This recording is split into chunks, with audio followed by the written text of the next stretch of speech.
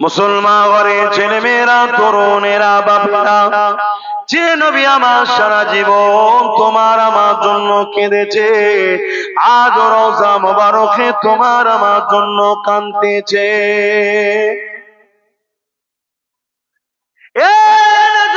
তরুণেরা, আল্লাহ নবী, নূর নবী, দয়া নবী দুনিয়ার জমিনে এসেছিলেন তোমাকে আমাকে সমস্ত খারাপ থেকে বাঁচিয়ে আল্লাহর জান্নাতের রাস্তা দেখাবার জন্য, আল্লাহর জান্নাতের মানুষ বানাবার জন্য।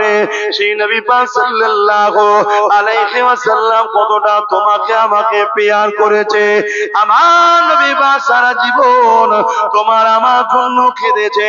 যখনই কেঁদেছে তোমার আমার জন্য কেঁদেছে। আম্মা জান খাদিজাতুল কুবরা রাদিয়াল্লাহু তাআলা আনহা বলতে লেগেছে, আমার নবী পাক সাল্লাল্লাহু আলাইহি ওয়াসাল্লাম রাত জেগে জেগে সিজদায় পড়ে পড়ে আল্লাহ পাকের কাছে কাঁদতে থাকতেন, ও রব্বি আল্লাহ পাক, আমার উম্মতিদেরকে মাফ করে দিন আল্লাহ, আল্লাহ আমার উম্মতিদেরকে ক্ষমা করে দিন আল্লাহ, আল্লাহ আমার উম্মতিদেরকে নাজাত দিন আল্লাহ। এ যুবকেরা, তরুণেরা, বাপেরা, যে নবী পাক তোমার আমার জন্য সারা জীবনটা কেঁদেছে, সেই নবী পাকের দিনের জন্য তোমাকে আমাকে জান লাগলে জান, মাল লাগলে মাল, সবটা দিতে হবে, তবেই তো বিনিময়ে জান্নাতটা পাওয়া যাবে। আর যদি কেউ মনে করো আমি এমনি এমনি পেয়ে যাব, সে মূর্খের স্বর্গে বাস করতে লেগেছে। কেননা মনে রাখবে, ইতিহাস এটাই বলতে লেগেছে, আর দুনিয়া ও মাজরাতুল আখিরাত, এটা হলো তোমার আমার জন্য আখিরাতের খেতি বাগান। এখানে আল্লাহ পাক পাঠিয়েছে পরীক্ষা নেবার জন্য। এই পরীক্ষাটা কেমন ভাবে দিতে হবে, আল্লাহ নবীকে বলতে লাগলে, লা ইয়ামিনু আহাদুকুম হাত্তা কুনা হাব্বা ইলাইহি বিওয়ালিদিহি ওয়া ওয়ালাদিহি ওয়ান নাসি আজমাইন। তোমরা তোমাদের টাকা পয়সা, ধন দৌলত, জমি জায়গা, ঘর বাড়ি, বাপ মা, সন্তান, স্ত্রী, এমনকি নিজের জানের থেকে বেশি আমি রাসূলুল্লাহকে যারা মহব্বত না করবে ততক্ষণ পর্যন্ত ঈমান হবে না। ওই মজলিসে হযরত ওমর ফারুক বসেছিলেন, তিনি বলতে লাগলে, ইয়া রাসূলুল্লাহ, হাবিবাল্লাহ, আমি সব কিছু থেকে আপনাকে বেশি ভালোবাসি, ইল্লা মিন নাফসি, জানের থেকে বেশি নয়। আল্লাহ নবী বললেন, ওমর হবে না, জানের থেকে বেশি ভালোবাসতে হবে। কিছুক্ষণ পর ওমর ফারুক দাঁড়িয়ে গেলে, দাঁড়িয়ে গিয়ে বলতে লাগলে, ইয়া রাসূলুল্লাহ, ইয়া হাবিবাল্লাহ, আমি ওমর দাওয়া দিয়ে দিলাম, আমি আমার জানের থেকে বেশি আপনাকে ভালোবাসি। আরো জোরে বলুন সুবহান। আল্লাহ পাক কোরআনে আরো জানান, কুল বিফাদলিল্লাহি ওয়া বিরহমাতিহি ফাবিযালিকা ফালইফরাহু। এ দুনিয়া মানুষেরা, তোমরা শুনে রেখে দাও, আল্লাহ বাকি জানাতে লেগেছে, আল্লাহ তিন হাবিবকে বলতে লেগেছে, আমার হাবিব দুনিয়ার মানুষকে বলে দেয়, বিফাদলিল্লাহি ওয়া বিরহমাতিহি, আমার ফজল ও রহমতে, ফাবিযালিকা ফালইফরাহু, তারা যেন খুব আনন্দ খুশি বানায়। বাপেরা, নওজোয়ান, তরুণেরা, আসেন আমার নবী পাকের একটু শিশুবেলা আলোচনা করি। আম্মা জান হযরত আমিনা হুজুর বলতে লেগেছে, এ দুনিয়ার মানুষেরা, আমার বাচ্চা মুহাম্মদ যখন আমার রেহেমে চলে আসলো, আব্দুল্লাহর পাসিনা থেকে, আব্দুল্লাহর পেসিনা থেকে নূরে মুহাম্মদ রাসূল যখন আমার পবিত্র রেহেমে চলে আসলো, আমি আমিনা, আমার শরীর থেকে একটা খুশবু বেরোতে লাগলো। আমি আমিনা চিন্তিত হতে লাগলাম, আমি আমেনা অবাক হয়ে যেতে লাগলাম। এই খুশবু এত বাড়তে লাগলো, এত খুশবু ছড়াতে লাগলো, পুরো মক্কার অলিতে গলিতে এই চর্চা শুরু হয়ে গেল। এই চর্চা হতে হতে হতে রাসূলে পাকের দাদা জান আব্দুল মুতালিবের কানে উঠে গেল। রাসূলুল্লাহ দাদা জান আব্দুল মুতালিব এই সময় তিনার রাসূলুল্লাহ দাদি জানকে ডাক দিলে, ডেকে বলতে লাগলেন, চারিদিকে চর্চা হচ্ছে, আব্দুল্লাহর পরিবার আমাদের পুত্রবধূ কি আতর মাখে, এই আতর নাকি পুরো মক্কার অলিতে গলিতে খুশবু ছড়াচ্ছে, অথচ কেউ বলতে পারছে না এই আতর মক্কার কোন বাজারে পাওয়া যায়, মক্কার কোন দোকানে পাওয়া যায়। এবং আমি আব্দুল মুতালিব বুঝতে পেরেছি এই আতর আমিও দূরে দূরে যাই বিভিন্ন শহরে, এই আতর কোন জায়গায় পাওয়া যায় আমার জানা নাই। এ দুনিয়ার মানুষেরা রাসূল পাক সাল্লাল্লাহু আলাইহি ওয়াসাল্লামের দাদা জান এইভাবে রাসূল পাক সাল্লাল্লাহু আলাইহি ওয়াসাল্লামের আম্মা জানকে ডাক দিলে, ডাক দিয়ে বলতে লাগলে, এ আমিনা রে,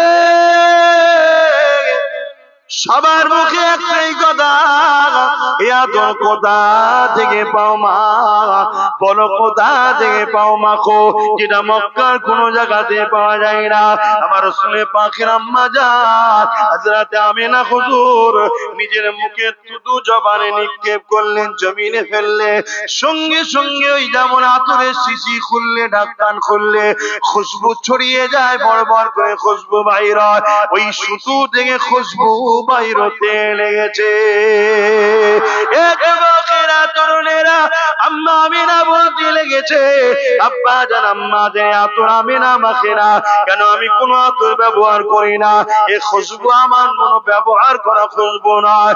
আর আমার আব্বা আম্মা এই খুশবু আমার গর্ভে যিনি রয়েছে তিনার খুশবু। আরো জোরে বলুন সুবহান।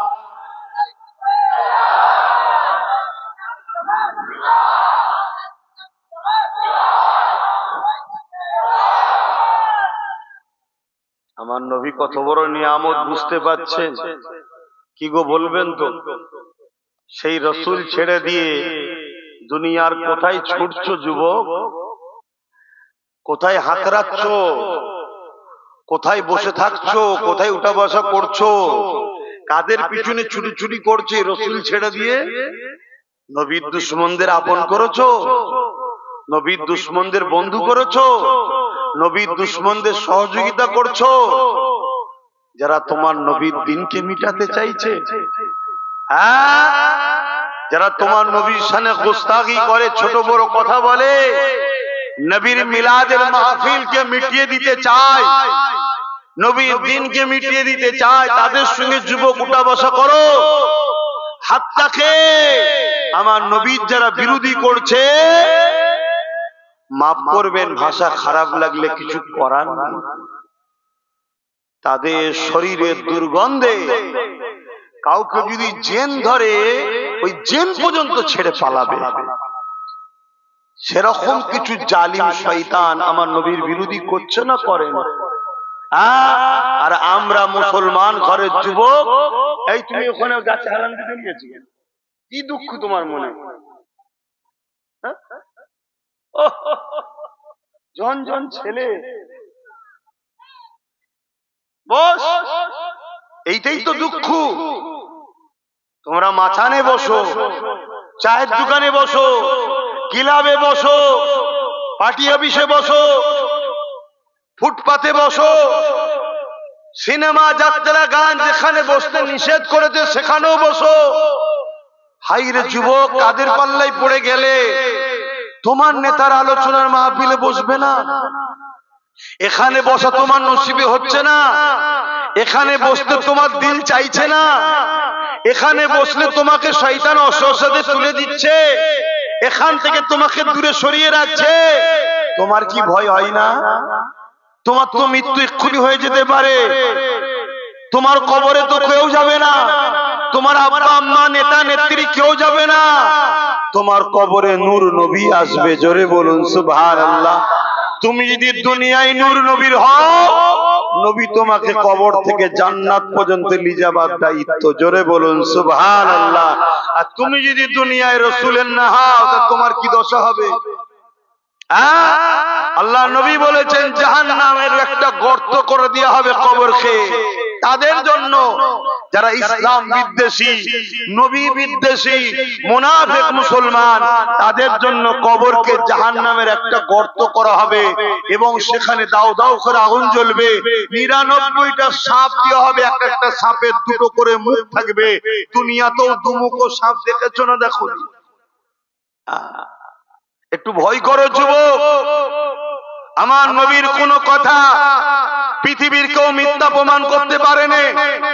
আমার কোরআনের কোন কথা পৃথিবীর কেউ মিথ্যা প্রমাণ করতে পারেনি।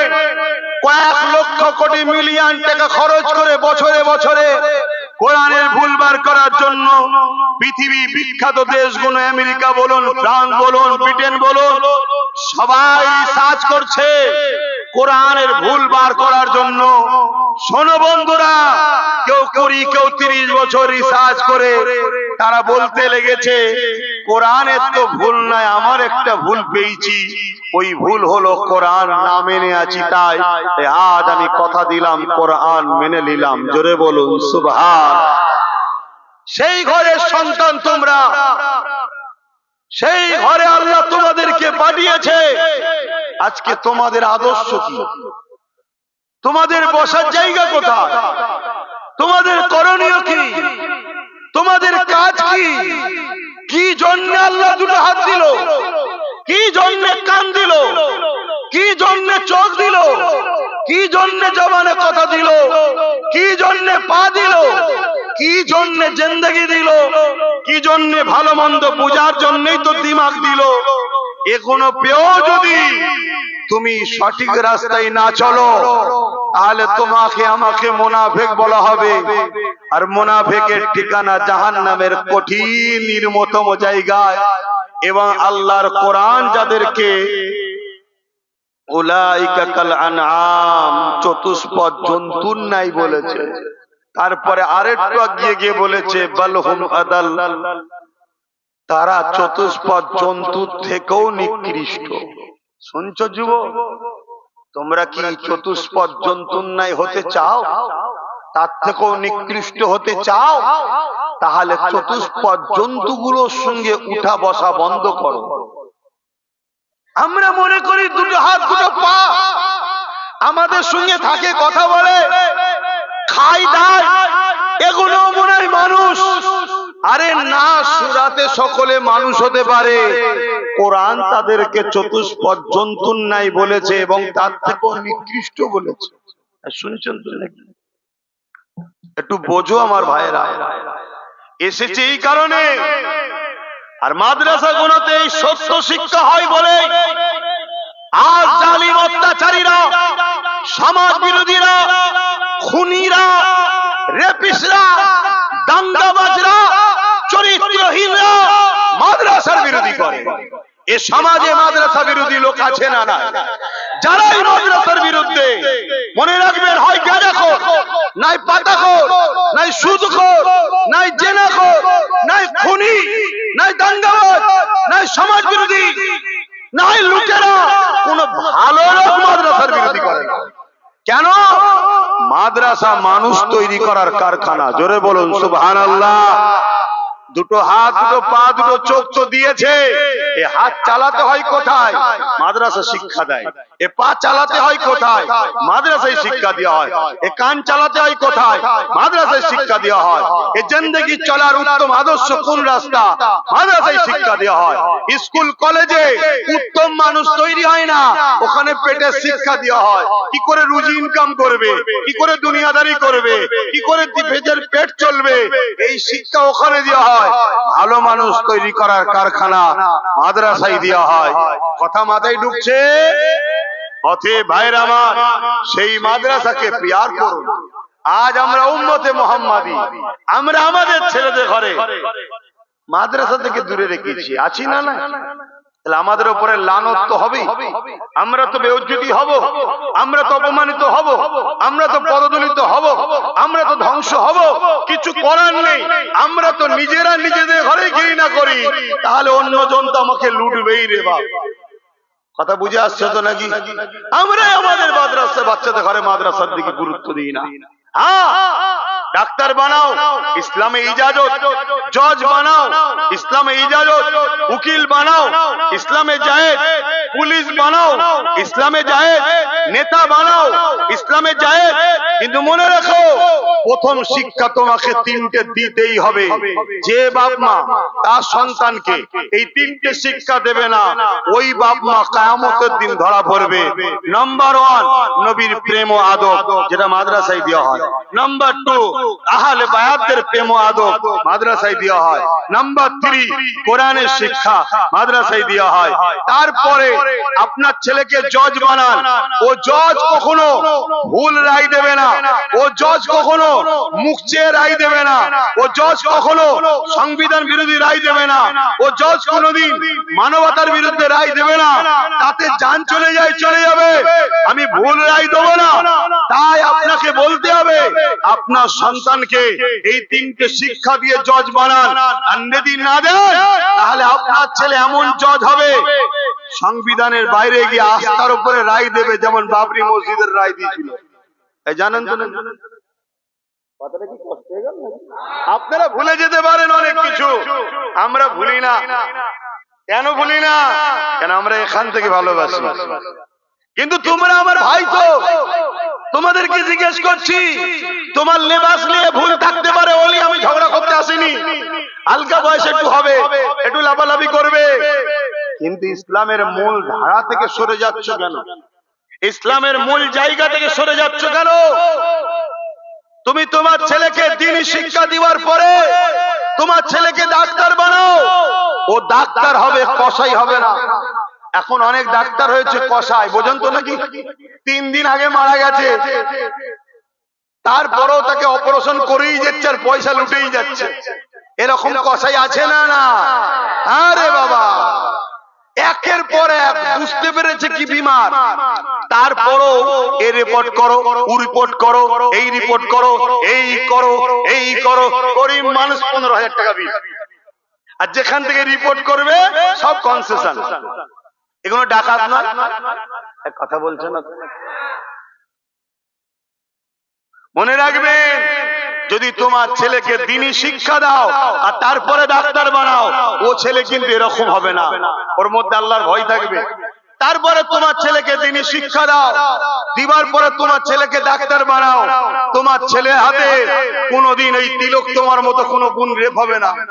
আর যদি তোমার ছেলেকে দ্বীনি শিক্ষা না দিয়ে ডাক্তার বানাও, ও কত তিলক তোমাকে জানলে নেবে। জানেন তো তিলক তোমাকে ভুলে গেছেন নাকি? ভুলে গেছে? এখন কারো মনে হতে পারে অমুসলিম মেয়ের কথা আপনি ধর্ম সবাই বলছেন কেন? তুই ধর্মটাকেই তো বুঝলি না। ধর্ম তো মানুষকে ভালোবাসার নাম। তার ধর্ম কি সে জবাব দেবে, আমার ধর্ম কি আমি জবাব দেবো? সে আমার বোন হয়, সে মানুষ, সে নারী জাত, মায়ের জাত, সে বাপ আদম মা হাওয়ারই সন্তান। তাকেও ভালোবাসা, তার জন্য কষ্ট পাওয়া, এটা একটা ইমানেরই পরিচয়। জোরে বলুন সুবহানাল্লাহ। যার দিলে এই নারীদের উপরে, বা তিলোত্তমা হোক আর মুসলিম না যেই হোক, কোন নারীর উপরে জুলুম হবে, যার দিলে ব্যথা নেই, তার মধ্যে ইমান কিসের আবার? শুনছেন তো নাকি? হ্যাঁ, যদি ভুল করি এত সব লেগিয়ে বসে আছে, দেখো না, বাপ রে বাপ। চলো ডাকো না, এক জায়গায় বসে একটু মোনাজেরা হোক। কি বাইরে বাইরে চিল্লে লাভ নেই, চলো না দেখি, বসে এক জায়গায় ডিবেটে মোনাজেরা হবে। ভাইরা আমার, ছেলেকে দ্বীনি শিক্ষা দেন, দিবার পরে পুলিশ বানান। আপনার ছেলে যখন দ্বীনি শিক্ষা শিখে পুলিশ হবে, ওই ছেলে কখনো ঘুষখোর হবে না, ওই ছেলে কখনো সমাজ বিরোধী হবে না, ওই ছেলে কখনো মিথ্যা কেস দেবে না।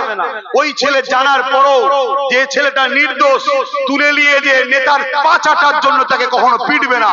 আর আপনার ছেলে যদি দ্বীনি শিক্ষা না জানে, তাহলে নিরীহ ছেলেদেরকে তুলে নিয়ে যে জেলের মধ্যে পিটিয়ে মেরে দেবে, বা আনিস খানের মতো ছেলেকে ছাদ থেকে ঠেলে ফেলে দেবে। কথা বুঝে আসছে না নাই? এজন্য দিনী শিক্ষার দরকার আছে না না? আর এই দিনী শিক্ষাকে মিটিয়ে দিবার পরিকল্পনা একটা চলছে। তা আপনারা উম্মতে মুহাম্মাদি, আপনারা বলুন এই দিনী শিক্ষা বাঁচাবার জন্য দায়িত্ব লিয়া দরকার আছে না না? হাত তুলে সাক্ষী দেন, দায়িত্ব লিবার দরকার আছে না না? একটু মহব্বতে বলুন, দায়িত্ব আছে না না? নারে দিবে, নারে দিবে। আজ তোমরা যতই চেষ্টা করো দাদা হুজুর আওলাদদের থেকে মুসলমানদের সরিয়ে দেব, আরে খোদার মার তোমাদেরকে আল্লাহ নেস্তে নাবুদ করে দেবে। সেই যে হুজুরের মহব্বত ভালোবাসার দোয়া দাদা হুজুরের আওলাদদের থেকে এই নবীর গোলামদের ঘরে কখনো কেউ সরাতে পারেনি। ইনশাআল্লাহ কিয়ামত পর্যন্ত পারবে না। পরকালে একসাথে জান্নাতও যাবে এরা। বলুন সুবহানাল্লাহ, বলুন ইনশাআল্লাহ। তাহলে বলুন আমি কি ভুল করছি? মাদ্রাসাটা করা দরকার আছে না না? তাহলে বলুন আমার সাথ দেবেন না?